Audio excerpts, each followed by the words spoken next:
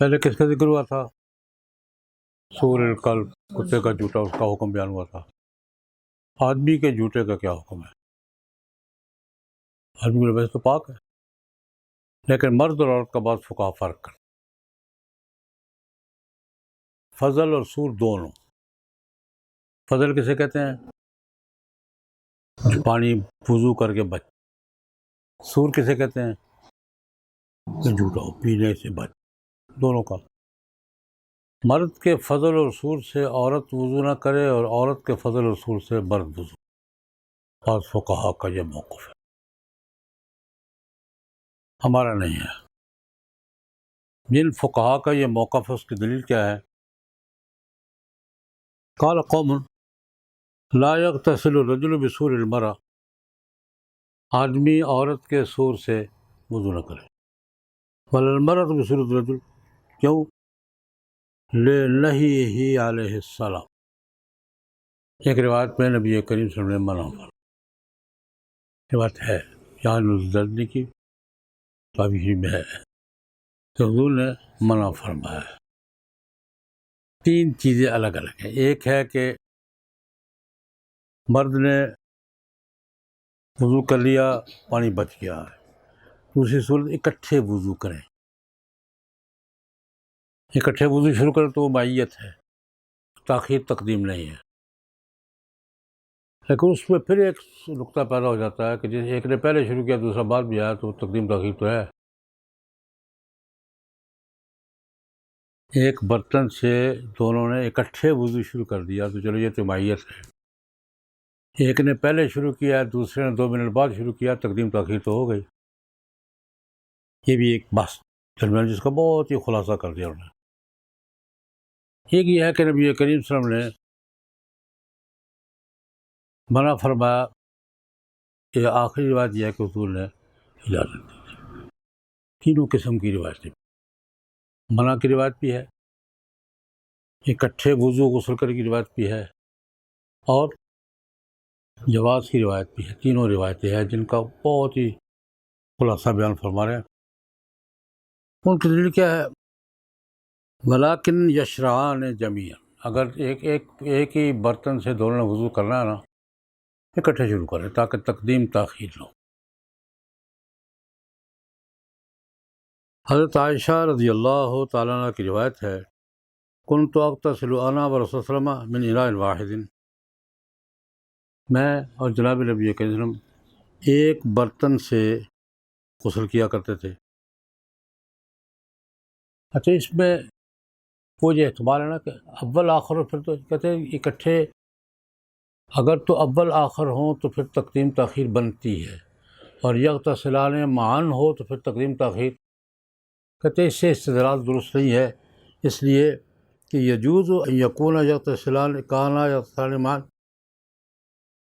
تو اس میں پھر تقدیم تاخیر نہیں بنتی، ایک قول ہی ہے۔ وقال آخرون منہم ائمۃ الثلاثہ، ہمارے تینوں بزرگ بھی ابو حنیفہ، ابو یوسف، محمد جس طرف ہیں کہ لا باس، وہ دوسرے فقہا کا قول تھا کہ مرد کے جوتے اور فضل سے عورت وضو نہ کرے، عورت کے جوتے اور فضل سے، وہ اس کے دلائل تھے۔ ہمارا موقف کیا ہے کہ لا باسا۔ نبی کریم صلی اللہ علیہ وسلم کے اس واقعے میں حضرت عائشہ جو کہتی ہے نا کہ میں اور نبی کریم صلی اللہ علیہ وسلم اکٹھے غسل کیا کرتے تھے، اس میں ایک روایت بھی ہے یبدأ قبلی، حضرت عائشہ کی روایت میں ایک جملہ یہ ہے یبدأ علیہ السلام قبلی، ایک قول یبدأ قبلی سے مراد یہ ہے کہ وہ پھر فضل ہو گیا تھا۔ دوسرا جملہ کنت انازع، ایک روایت میں یہ بھی ہے میں جھگڑا کرتی تھی، اور پھر جھگڑے میں ایک روایت بھی میرے لیے بھی چھوڑو نا پانی، میرے لیے بھی چھوڑو نا پانی میرے لیے بھی چھوڑو۔ تو انازع سے بھی اور یہ یبدأ قبلی سے بھی تقدیم تاخیر، جب تقدیم تاخیر ہو جاتی ہے، دونوں غسل کر لیتے تھے، دونوں کو ہو جاتا تھا تو ہو جاتا ہے۔ یہ دلیل حضرت عائشہ کا یہ ارشاد۔ ابن عباس کی روایت اس سے زیادہ واضح ہے۔ حضرت عائشہ کی روایت میں تو یبدأ قبلی کے لفظ سے اور کنت انازع کے لفظ سے ہمارا استدلال ہے کہ حضور پہلے شروع کرتے تھے، حضرت عائشہ بعد میں شروع کرتی تھی، اس لیے تقدیم تاخیر ہے، یہ فضل بنتا تھا۔ ابن عباس کی روایت میں بالکل واضح ہے۔ ابن عباس کہتے ہیں کہ عن بعض ازواج ہی حضرت میمونہ ہیں، کہتی ہیں کہ انہوں نے اغتسلت بالجنابہ، جنابت کا غسل تھا، انہوں نے غسل کیا، پانی بچا ہوا تھا، حضور تشریف لائے، وضو کرنے لگ گئے، وہ جو بچا ہوا پانی تھا برتن میں، تو اس نے کہا یا رسول اللہ میں نے یہ ابھی غسل کیا ہے، فإن الماء لا ينجسه شيء، یہ بالکل واضح بات ہے، اس میں کوئی امکانات اشکالات نہیں ہیں، یہ بالکل واضح سی بات ہے کہ حضرت ام میمونہ نے یا کسی زوجہ محترم نے غسل کیا، غسل بھی جنابت کا تھا، پانی بچا ہوا تھا، حضور نے آ کے وضو شروع کیا، انہوں نے توجہ دلائی، ان کا کوئی بات نہیں۔ ان الماء لا ينجس شيئا وكذا يقتضيه القياس على المعیہ، معیت میں اکٹھے، آپ کہتے ہیں اکٹھے غسل کر رہے ہیں تو بعد میں تقدیم تاخیر تو ہوگی ہی، پھر جملہ تقدیم تاخیر اگر وہ جائز ہے تو اس پر قیاس کرتے یہ بھی جائز، وکذالک القیاس علی المعیہ، معیت پر اگر قیاس کریں تو تب بھی بات وہی بنتی جو ہمارے والی بنتی ہے۔ ساری بات کا خلاصہ کیا کہ کوئی حرج کی لا باس بہ، مرد کے بچے ہوئے پانی سے عورت وضو کر سکتی ہے، عورت کے بچے ہوئے پانی سے مرد وضو کر سکتی ہے۔ ایک مسئلہ یہ بیان فرما رہے ہیں کہ وضو پر بسم اللہ پڑھنا کیسا ہے، شفافہ کے نزدیک ضروری ہے، ہمارے نزدیک سنت ہے، مستحب ہے۔ شفافہ کے نزدیک کوئی دلیل یہ ہے، حدیث ہے حضور نے فرمایا لا صلاۃ لمن لا وضو له ولا وضو لمن لم یسمع، جس کا وضو نہیں ہے اس کی نماز نہیں، جس نے بسم اللہ نہیں پڑھی اس نے وضو نہیں کیا، تو ان کے نزدیک بسم اللہ جو ہے وضو کی شرائط ہے، ہمارے فقہا کہتے ہیں نہیں۔ اب دونوں کے دلائل کے یہ زیادہ ہی تلخیص فرما دیتے ہیں۔ یہ حضور نے لا وضو لمن لم یذکر اسم اللہ علیہ، حدیث ہے لا وضو لمن لم یذکر اسم اللہ علیہ، جس نے وضو پر بسم اللہ نہیں پڑھی اس کا وضو نہیں ہوا، طواف کا موقف ہے۔ کل آخر یذر مالسا، وضو ہو جاتا ہے خلاف سنت ہوتا ہے، مالسا کا معنی کیا، وضو ہو جاتا ہے خلاف سنت، ہمارے نزدیک بسم اللہ پڑھنی سنت ہے، بسم اللہ نہیں پڑھی طہارت حاصل ہو جائے گی لیکن سنت طریقے سے نہیں۔ دونوں میں فرق یہ ہے کہ ان کے نزدیک طہارت بھی حاصل نہیں ہوتی، ہمارے نزدیک طہارت حاصل ہو جاتی ہے۔ یہ فرمایا یطہر مالسا، جاننا ہو، اب یہ ایک لمبی بات کر لی۔ لا وضوء سے مراد کیا ہے، لا وضوء متکاملا، مختلف مقامات پہ حضور نے لا کا استعمال کیا لیکن اس سے مراد نفی نہیں ہے، کمال کی نفی ہے۔ اس کی ایک مثال یہاں دی ہے، فرمایا لا یؤمن احدکم لیس المؤمن الذی یبیت شبعان وجارہ جائع الی جنبہ، جس کا پڑوسی رات بھوکا سویا ہے وہ مومن نہیں ہے، جس کا پڑوسی رات کو بھوکا سویا ہے اور یہ جانتا ہے، لیس المومن، یا لیس المومن سے مراد یہ نہیں ہے کہ دائرہ ایمان سے خارج ہو گیا ہے، مومن تو ہے لیکن کمال کے درجے کا نہیں، جیسے لیسا میں وہاں کمال کی نفی ہے، یہاں بھی لا وضوء میں وضو کی نفی نہیں، کمال کی نفی ہے۔ ثبت منہ وجارہ جائع فی جنبہ، نبی کریم سے یہ حدیث ثابت ہے، حضور نے فرمایا لیس المومن الذی یبیت شبعان وجارہ جائع فی جنبہ، بسم اللہ کے بغیر وضو ہو جاتا ہے، وہو قول الثلاثہ، ہمارے تینوں بزرگوں کا موقف یہی ہے۔ ایک مثال تعوین اور بھی دی ہے، لیس المسکین الذی تردہ اللقمۃ واللقمتان والتمرۃ والتمرتان، فرمایا مسکین وہ نہیں ہے جو دروازوں پہ پھرتا ہے اور کہیں سے ایک لقمہ دو لقمے، کہیں سے ایک کھجور دو کھجوریں مل گئی۔ مسکین کیا ہے؟ جو اپنی مسکنت کو چھپاتا ہے، سوال نہیں کرتا۔ یہاں سے پورا مسکین کی نفی نہیں، کامل مسکین کی نفی ہے۔ وہ آدمی جس کو دروازوں سے ایک کھجور دے کر، دو کھجوریں دے کر، ایک لقمہ دے کر دو لقمے لوٹا دیا جاتا ہے، مسکین نہیں ہے۔ مسکین وہ ہے جو اپنی حالت ظاہر نہیں کرتا، لا یسأل الناس الحافہ، سوال نہیں کرتا، اپنی مسکنت ظاہر نہیں کرتا۔ یہاں کیا مراد ہے؟ کوئی مسکین نہیں ہے، اصل مسکین نہیں ہے۔ جیسے وہاں اصل مسکین کی نفی ہے، المؤمن الذی یبیت شبعان، کامل مومن کی نفی ہے، ایسے یہاں لا وضوء لمن لم یسمع، وضو کی نفی نہیں، کس کی نفی ہے؟ کمال وضو کی نفی ہے۔ یہ فرمایا کہ یہ دو قول ہیں، ان کا قول یہ ہے، ان کا قول یہ ہے۔ تیسری بات،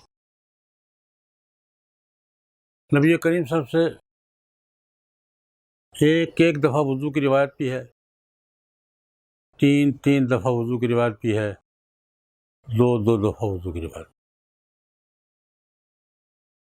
ایک دفعہ وضو کیا روایت بھی ہے، مرتين کی روایت بھی ہے، ثلاثن کی روایت بھی ہے۔ جب ایک دفعہ وضو کرنے کی روایت بھی ہے کہ حضور نے کیا، اس کا مطلب یہ ہے کہ فرض وہ ہے، باقی ثابت فضل کے لیے۔ جب تینوں روایتیں ہیں، حضرت عثمان رضی اللہ تعالیٰ ایک علی سے جب روایات طرز اشارہ کر دیا انہوں نے کہ مرتن کی روایت بھی ہے، مرتن کی روایت بھی ہے، ثلاثن کی روایت بھی ہے۔ ساری بات کا خلاصہ کیا نکال رہے ہیں؟ وہ افضل، تین دفعہ وضو ضروری نہیں ہے، کیا ہے؟ افضل ہے، اس لیے کہ کان یکتفی علی الوضوء مرتن، روایات کے مطابق نبی کریم صلی اللہ علیہ وسلم کبھی مرتن وضو پر بھی کیا کر لیتے تھے؟ اکتفا فرما۔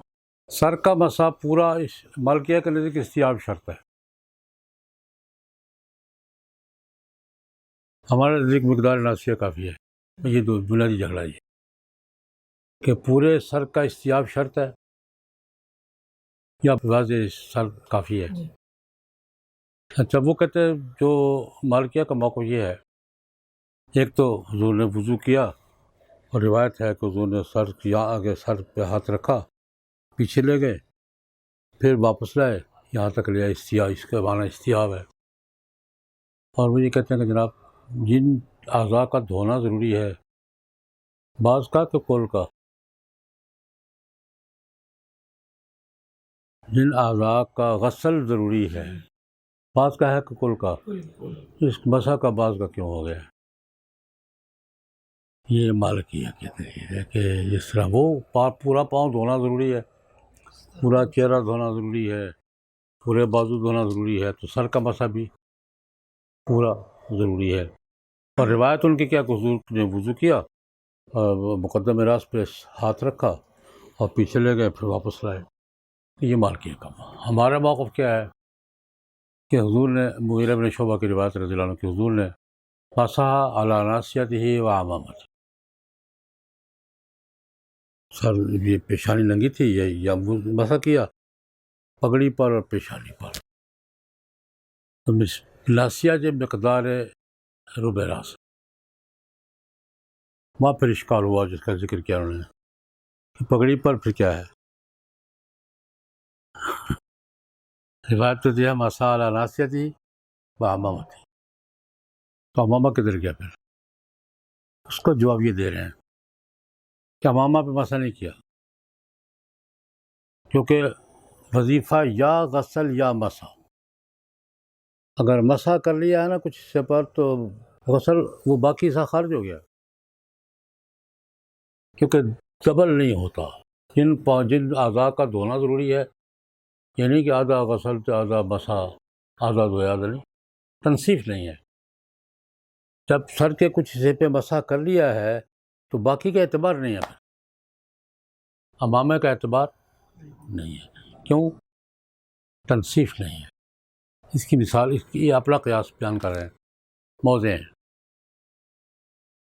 موزے پہنے ہوئے آدھے پاؤں پہ موزہ ہے آدھے پہ نہیں ہے، تو آدھے پہ مسح کریں گے آدھے پہ دھوئیں گے،